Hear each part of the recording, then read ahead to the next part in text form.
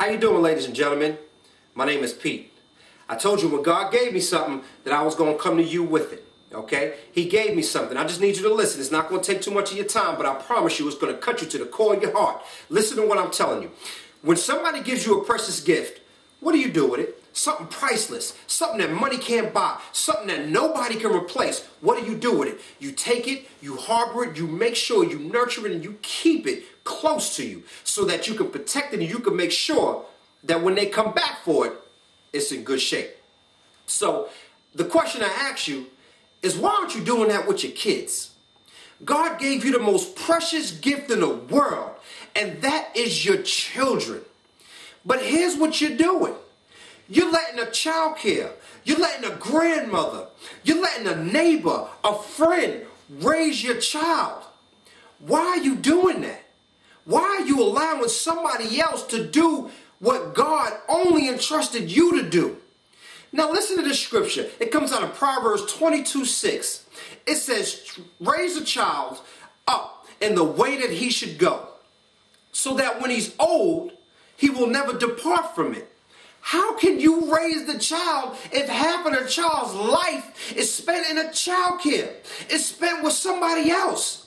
You need to start making sacrifices. Yeah, this means that your life is not going to be what you think it should be. But it's not about you. It's about that child. It's about that one that's looking at you for guidance. That one that's looking at you for, that's looking at you for answers to this life. God gave you what you need so that you can raise that child. Stop being selfish. Start making sacrifices. Does that mean if there is a double income household, if there is a mother and a father, the father needs to go ahead and take the role and take over the role of taking care of the house, and the mother needs to be there to help nurture those children. The father will add in as well, but nobody can replace what a mother and a father can give to these children. These are your precious gifts that God has given you. Stop being selfish. Make a resolution for this next year coming up, 2011, that no longer will the world raise your child, but you will raise your child. No longer will a grandmother or a grandfather or a best friend or a neighbor,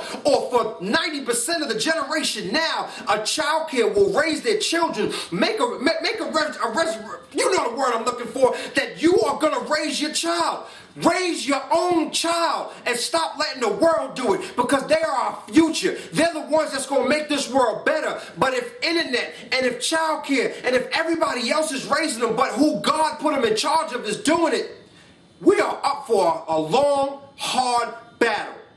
Raise your children, make sacrifices, stay home, shorten your income, get out of the big house, get into a small house. And that means you're going to spend more time with your children. Do what it takes. But this year and upcoming years, spend more time with your kids. I love you.